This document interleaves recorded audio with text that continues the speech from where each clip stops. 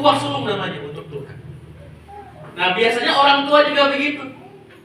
Lahir anak pertama, langsung bilang begini, hamba berdoa, ini saya punya anak pertama, saya kasih untuk Tuhan supaya jadi hamba Tuhan. Termasuk saya juga begitu, saya ini korban dari anak sulung nih. Saya ini anak sulung, anak pertama, semua orang tua, aduh hamba ini semua anak laki-laki untuk Tuhan sudah. Akhirnya saya jadi hamba Tuhan.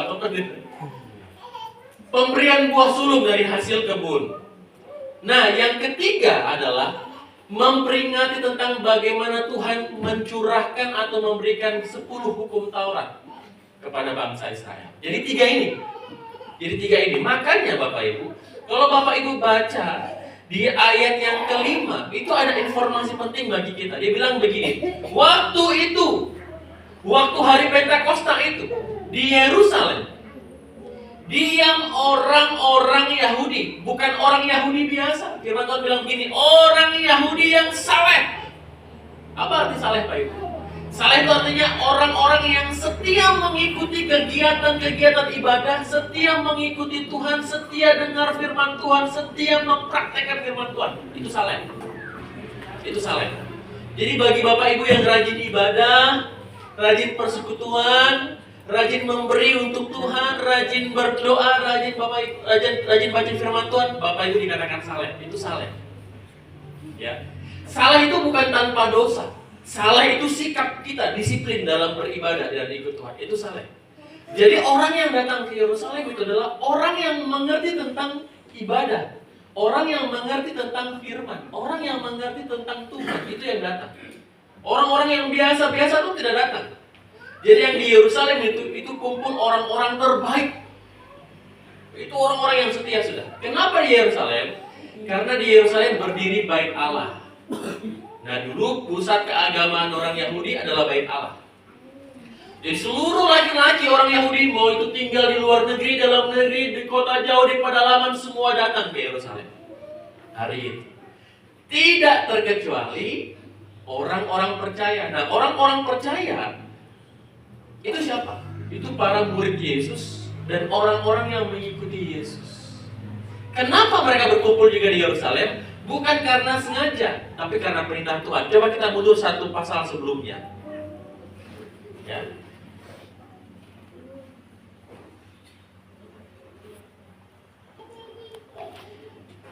Kisah Para Rasul pasal yang pertama, ayatnya yang ke-7 sampai ayat yang ke-8. Firman Tuhan bilang begini. Jawabnya, engkau tidak perlu mengetahui masa dan waktu yang ditetapkan Bapa sendiri menurut kuasanya. Tetapi kamu akan menerima kuasa kalau Roh Kudus turun ke atas kamu, dan kamu akan menjadi saksiku di Yerusalem dan di seluruh Yudea dan Samaria dan sampai ke ujung bumi. Ini minggu lalu, 10 hari lalu kita memperingati tentang kenaikan Tuhan. Dan pesan Tuhan bagi para murid adalah, kamu harus tinggal di Yerusalem.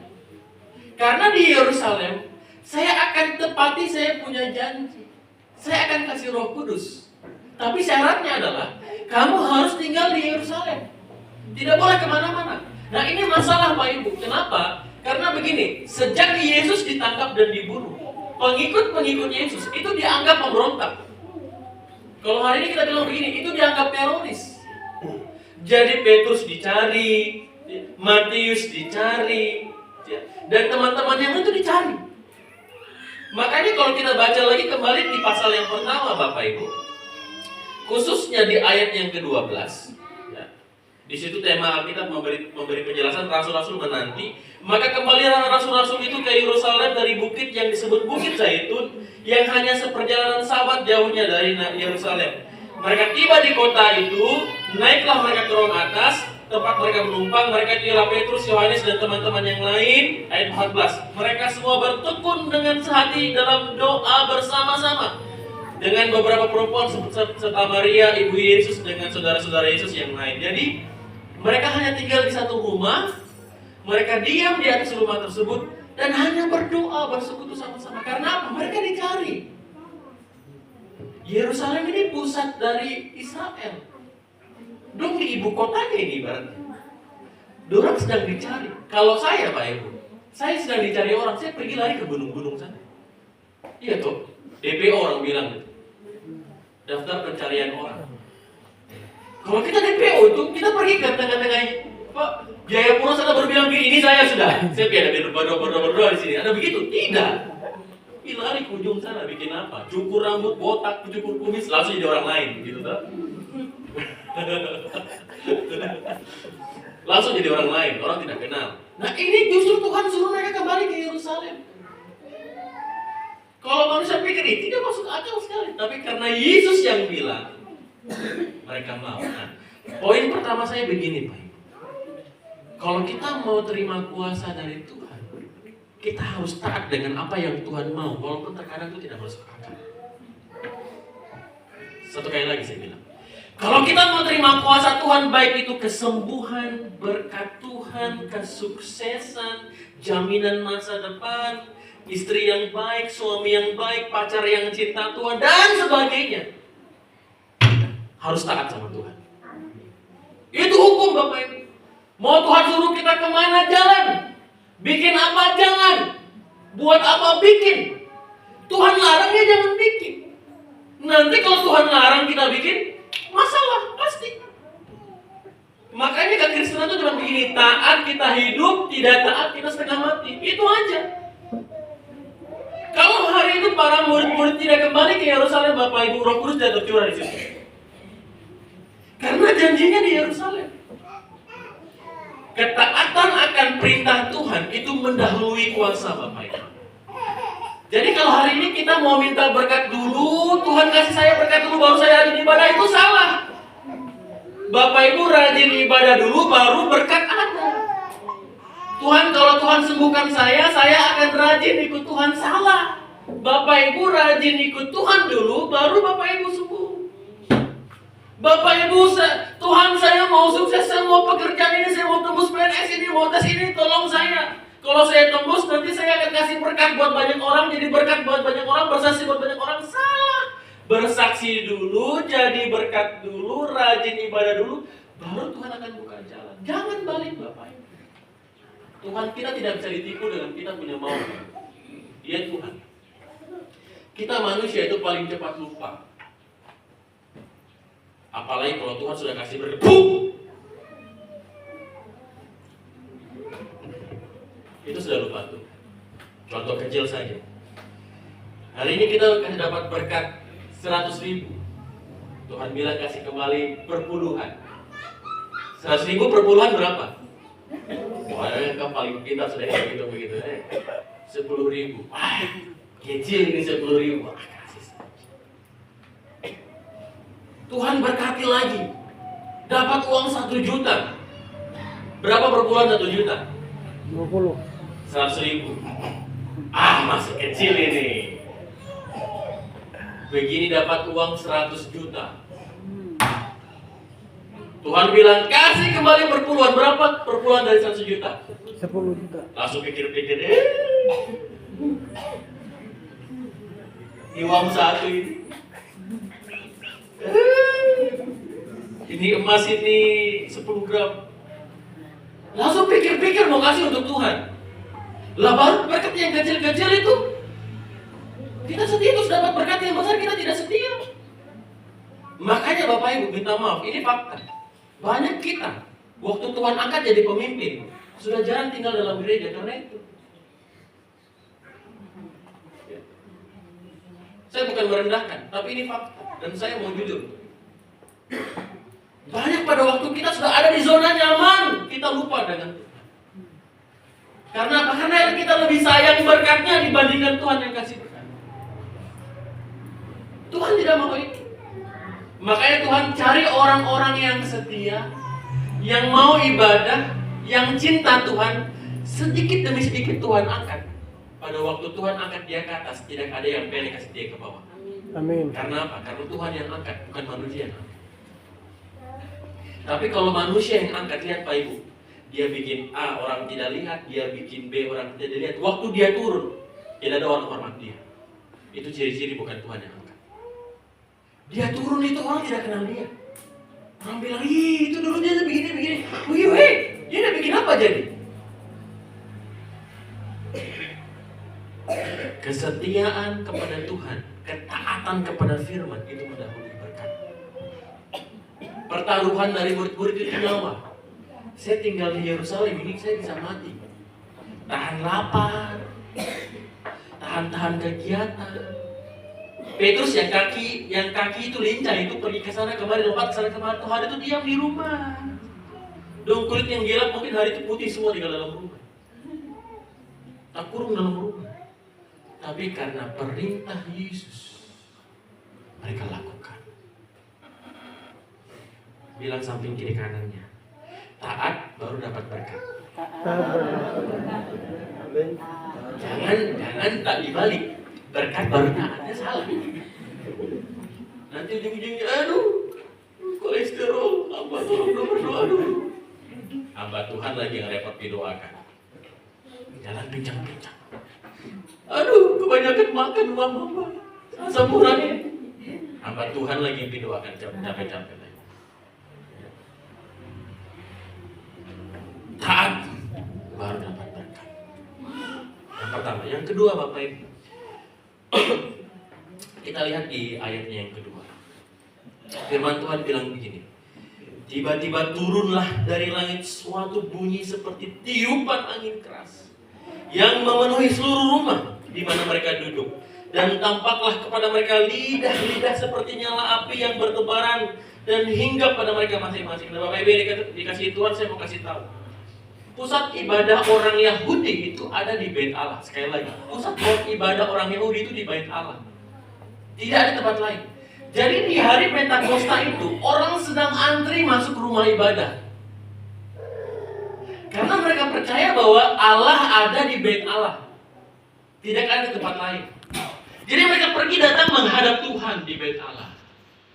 Tetapi anehnya adalah pada waktu mereka sibuk datang ke rumah Allah, tapi di Bait Allah itu tidak ada Allah. Allah malah turun ke satu rumah kecil yang di situ ada orang-orang percaya. Sekali lagi, mereka sibuk ke dalam rumah Allah, tetapi Tuhan tidak ada di Bait Allah. Justru Tuhan turun ke satu rumah kecil di mana orang-orang percaya tinggal. Tuhan berkati mereka di situ Tuhan curahkan Roh Kudus dan Tuhan karuniakan mereka berkat yang luar biasa, karunia yang luar biasa. Nah itu yang membuat pada akhirnya orang-orang kaget. Ya. Kalau kita lihat di ayat yang ke-6, ini respon dari orang-orang ketika dengar peristiwa itu terjadi.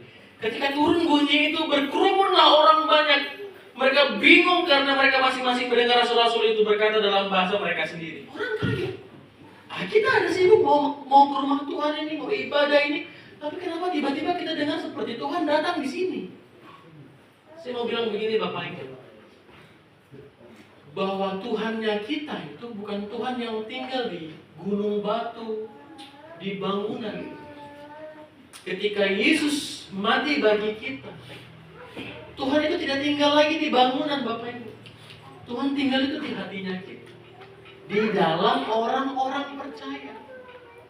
Jadi syarat untuk menerima kuasa adalah percaya Yesus dan mengenal Dia. Hari ini kita lihat ada orang yang bisa sembuhkan orang, bicara dengan kata-kata yang luar biasa, punya karunia, main musik, pimpin pujian, berdoa, melayani. Kita seperti lihat begitu luar biasa begitu.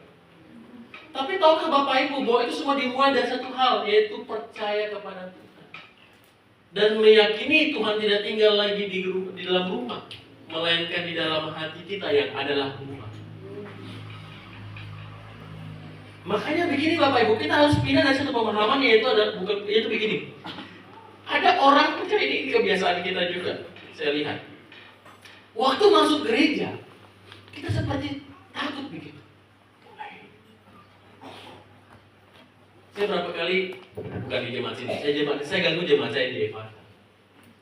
Bilang, kau harus bikin begini toh, kau jujur dulu sama saya, kau ada bikin begini toh, kau ada bikin masalah begini toh. Dia bilang begini, aduh hamba, tidak ada, saya tidak ada bikin begitu. Betul ini di rumah Tuhan ini, betul ini. Loh, terus kalau bukan di rumah Tuhan, kok tipu? Jadi kita berani jujur karena ini di rumah Tuhan. Aduh hamba, ini di gereja ini, saya tidak tipu. Jadi kalau keluar dari gereja kok bisa tipu? Aduh, hamba tidak boleh, ini lagi ibadah ini. Jadi kalau tidak ada lagi ibadah, kamu bisa lakukan dosa. Ini jadi masalah kita, Pak Ibu. Karena apa? Karena kita pikir waktu kita masuk gereja, Tuhan ada di situ. Waktu kita keluar dari gereja, Tuhan tidak lihat kita. Ini masalah. Yang bikin kita rusak adalah karena kita pikir Tuhan cuma tinggal di gereja. Waktu ibadah, Bapak Ibu jemaat Tuhan, kita percaya Tuhan Yesus hadir di sini. Berdoa minta ampun, percaya bahwa Tuhan tolong. Terus waktu kita ke rumah, diam di rumah, di ladang, Tuhan tidak ada. Tuhan itu Immanuel, Pak Ibu. Apa? Dia menyertai kita. Waktu kita di gereja dia ada, di kebun dia ada, di rumah dia ada, di jalan dia ada, di mana kita ada dia ada. Pentakosta menandakan bahwa Tuhan tidak lagi tinggal dan turun di bait Allah. Tuhan tinggal dan turun di hati orang-orang yang percaya sama Dia. Jadi jangan bikin diri baik kalau waktu di gereja saja. Kehidupan kita yang baik sebagai orang percaya harus ditunjukkan. Bukan hanya di gereja, di luar gereja. Bapak Ibu mengerti tentang konsep terang dan garam? Terang itu dan garam itu berbicara tentang dampak, Pak Ibu. Hari ini kita orang percaya, kita itu terang Tuhan dan garam Tuhan. Nah terus begini, kalau kita cuma menjadi terang di gereja, berarti gereja ini terang sekali, bikin apa? Di luar ini dunia ini ada gelap nih, baru bikin terang-terang di gereja yang sudah terang ini. Konsep terang yang benar adalah kita menerima Tuhan dan Tuhan utus kita pergi kemana? Ke kampus, ke tempat kerja, ke kebun, ke tempat usaha. Dimanapun kita berada, kita terang di sana, bukan terang di gereja. Kalau kita di gereja sudah terang, terlalu banyak terang. Nanti jadi kayak diskotik kita di gereja. Terang di luar. Jadi berkat di dalam rumah. Jadi berkat di sekolah. Jangan melayani di gereja luar biasa bagus. Orang waktu di sekolah paling bikin kacau di sekolah.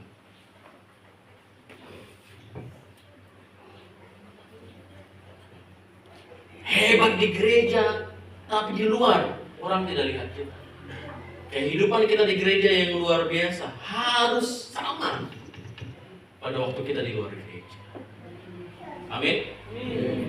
Itu fungsi Roh Kudus waktu Dia turun, menjadikan kita berkat. Jadi hari ini kalau Jemaat Mary dikenal dengan baik, dikenal dengan luar biasa, ramah, jangan cuma dikenal di gereja. Waktu kita ke lingkungan, orang kenal kita begitu.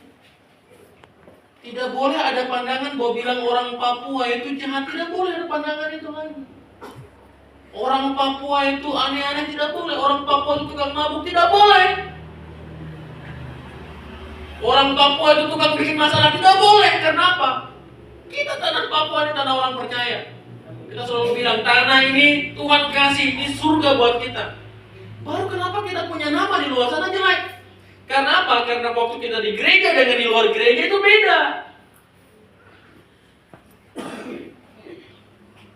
Sama seperti kami orang Kalimantan. Orang Kalimantan, orang bilang orang kami Kalimantan itu suka makan orang lah, suka bunuh orang lah, suka kasih rugi orang lah, suka kasih jebak orang lah. Padahal orang Kalimantan juga rata-rata orang Kristen. Kenapa? Karena kami juga begitu. Permasalahannya semua sama. Ketika kita di gereja hidupnya bagus, di luar gereja kita hidupnya jelek. Ini permasalahan kita. Jadi hari ini kita bertobat sama-sama Pak Ibu. Kalau hari ini kita merasa bahwa Tuhan cuma tinggal dalam gereja dan kita hidup bagus di dalam gereja saja, bikin apa? Waktu kita ke rumah, sikap kita, senyum kita harus sama. Kita ketemu di gereja begini senyuman, selamat hari ini, Tuhan berkati.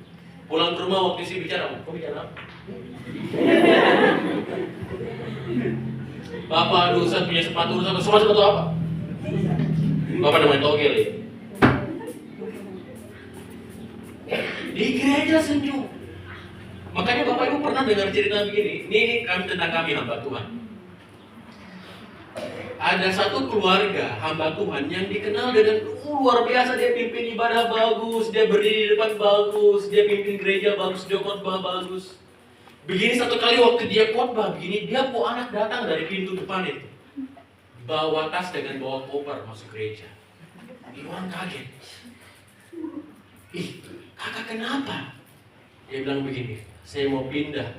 Pindah kemana? Saya mau tinggal di gereja saja. Kenapa? Saya punya bapak macam bagus, kalau di gereja di rumah macam jahat sekali jadi. Dia punya bapak hamba Tuhan, makanya saya ada berdoa supaya seorang jangan begitu kan. Saya punya bapak di gereja itu senyum, ramah, beluk. Di rumah tidak pernah peluk saya, tidak pernah. Tidak pernah. Jadi saya mau tinggal di gereja saja supaya saya lihat saya punya bapak itu baik. Di rumah jangan iblis punya kan. Karena apa? Kehidupan kita di gereja kita tampilkan yang baik-baik. Aslinya kita kasih lihat di rumah. Salah. Hidup Kristen yang benar diperlihatkan dari hal yang kecil. Dari rumah. Baru ke gereja. Jangan dibalik dari gereja ke rumah. Karena Tuhan tidak tinggal di gereja. Tuhan sertai kita kemana-mana. Makanya pada waktu Tuhan turun dan Roh Kudus turun kepada para murid, itu orang kasih tinggal bait Allah, orang kelilingi itu rumah. Orang mau lihat ini apa, ini barang apa, ini bagaimana. Makanya cerita setelah itu Pak Ibu, ada sebuah khotbah yang luar biasa, khotbahnya Petrus. Pada waktu Petrus berkhotbah, 3.000 lebih orang bertobat. Itu cikal bakal gereja mula-mula Pak Ibu. Disitulah dimulai masanya gereja. Bukan lagi tentang bait Allah, tetapi tentang kumpulan orang-orang percaya. Makanya ada lagu, gereja itu bukan gedung, tapi orang. Karena Tuhan tidak lagi tinggal di gedung. Waktu kita keluar dari gedung ini cuma gedung gereja. Kita adalah gereja yang sebenarnya. Bilang samping kiri kanannya, gereja yang sebenarnya. Gereja yang sebenarnya. Makanya Pak Ibu, ini pesan saya. Ini mungkin di luar dari firman Tuhan, tapi ini pesan saya. Karena Bapak Ibu adalah gereja, jangan rusak tubuhnya Pak Ibu. Rusak dengan apa? Bapak Ibu sudah bisa terjemahkan sendiri. Barang-barang yang kasih rusak barang kita itu apa? Dulu mungkin kita bilang minum, mabuk, rokok, pinang yang berlebih. Tapi sekarang ini HP itu bisa bikin rusak kita. Tiap hari mata begini. Sedikit-sedikit online. Ya Komina, bantu mama dulu, mama sedikit lagi saya ada online ini. Kasih pause dulu, itu barang mama tidak bisa di pause. Saya ada naik rank ini. Mama minta duit dulu, saya mau top up game.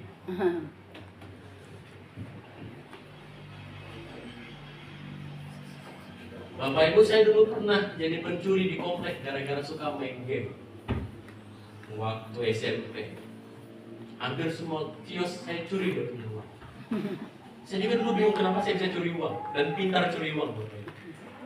Makanya Tuhan pindahkan dari pintar curi uang, sekarang saya pintar curi hati. Saya bercanda Bapak Ibu, saya bercanda. Tapi saya mau bilang begini, saya pernah ada di masa itu. Dulu bukan game online, bukan HP, dulu PS. Yang laki-laki pasti tahu. PS. Saya tahu PS. Saya sangat suka itu. Sangat suka. Jadi jangan rusak tubuhmu. Amin. Amin. Yang ketiga Bapak Ibu, kita kembali ke pasal yang kedua di firman Tuhan. Ayat yang keempat, firman Tuhan bilang begini, maka penuhlah. Sekali lagi, maka penuhlah mereka dengan Roh Kudus. Lalu mereka mulai berkata-kata dalam bahasa lain, seperti yang diberikan oleh Roh itu kepada mereka. Praktek ini didengar oleh orang-orang yang datang. Di ayat yang ke-8, mereka bilang begini, bagaimana mungkin kita masing-masing mendengar mereka berkata-kata dalam bahasa kita sendiri, yaitu bahasa yang kita pakai dari negeri asal kita. Kita orang Partia. orang Media, orang Elam, Mesopotamia, dan lain-lain. Saya mau tanya begini, para murid ini lulusan sarjana bahasa kan? Tidak. Hubungan internasional kan? S2 bahasa kah? S3 bahasa kah? Baru kenapa tiba-tiba bisa bicara bahasa orang begitu? Karena Roh Kudus. Saya mau bilang begini Pak Ibu, waktu kita dengan Tuhan dan kita menerima kuasanya Tuhan, Tuhan akan kasih kita kemampuan untuk melayani Tuhan. Sekali lagi, waktu kita datang sama Tuhan dan Tuhan kasih Roh Kudus sama kita, curahkan Roh Kudus dan Roh Kudus penuhi hidup kita, Tuhan akan kasih kita kemampuan untuk melayani Tuhan, bukan untuk yang lain. Untuk melayani Tuhan, bukan yang lain. Makanya orang Tuhan bisa ubah orang yang paling kecil bisa jadi pimpin negara yang besar. Amin. Yang paling bodoh menjadi orang yang paling berhikmat. Yang paling tidak punya apa-apa bisa punya segalanya. Karena apa? Karena ada Roh Kudus dalam hidupnya. Yang bawa Bapak Ibu injak tanah Papua dan bisa injak seluruh negeri dalam dunia ini, Tuhan Yesus. Yang bisa bawa Bapak Ibu dari yang tidak tahu apa-apa, tidak punya siapa-siapa, tidak kenal siapa-siapa, sampai punya semuanya, dikenal sama siapa dan dicari sama semua orang, itu Tuhan Yesus. Tapi bukan untuk kita punya nama, untuk melayani Tuhan. Untuk siapa punya nama? Tuhan Yesus. Jadi hari ini Bapak Ibu jangan khawatir. Apa saya mau melayani tapi saya tidak bisa menyanyi, saya tidak bisa main musik. Saya mau bicara, saya gugup, saya punya kaki goyang kalau saya mau bicara depan orang. Saya sudah ingat-ingat di bawah saya bicara apa, tapi berdiri langsung baru shalom, saya sudah lupa saya mau bicara apa. Saya mau bilang begini, berdoa, minta tolong sama Tuhan, Tuhan akan tolong. Untuk siapa? Untuk nama Yesus. Bapak Ibu saya, ini kesaksian pribadi kecil. Saya punya keluarga itu bukan berasal dari keluarga yang tahu seni. Menyanyi saya sudah tidak bisa, apalagi main musik Bapak Ibu. Saya bukan keluarga dari keluarga yang tukang main musik, tidak. Bapak Ibu, saya bisa main musik, saya bisa main bass, saya bisa main drum, saya bisa main gitar, saya bisa main keyboard. Itu bukan dari keluarga Bapak Ibu. Bahkan bapaknya saya tidak ajar. Tapi kenapa saya bisa? Karena saya berdoa, saya bilang begini, Tuhan, saya mau bisa main musik. Supaya di mana saya ada, waktu gereja itu tidak ada pemain musik, saya bisa main musik. Bapak Ibu, saya dulu bicara tuh gagap. Gagap. Firman. Saya bicara dulu begitu depan banyak orang.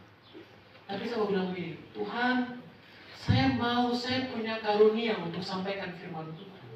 Supaya apa? Supaya di mana saya ada, jemaat bisa dengar khotbah saya dengan baik. Akhirnya Tuhan kasih saya kemampuan untuk berkhotbah, kemampuan untuk main musik. Bapak Ibu, saya belajar keyboard itu cuma 1 bulan. Tiap hari 8 jam saya belajar.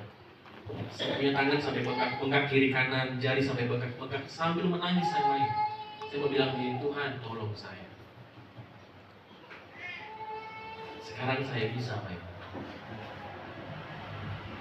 Saya pernah main ikut band, lomba-lomba sampai luar negeri, saya tidak pernah. Karena saya tahu saya punya karunia bermain musik untuk melayani Tuhan, bukan untuk ini.